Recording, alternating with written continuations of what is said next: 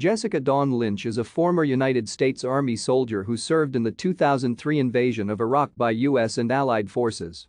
On March 23, 2003, Private First Class Lynch was serving as a unit supply specialist with the 507th Maintenance Company when her convoy was ambushed by Iraqi forces during the Battle of Nasiriyah. Lynch was seriously injured.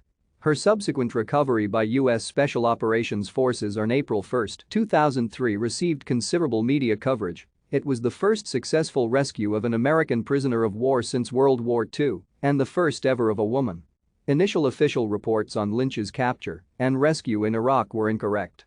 On April 24, 2007, she testified in front of Congress that she had never fired her weapon and that she had been knocked unconscious when her vehicle crashed.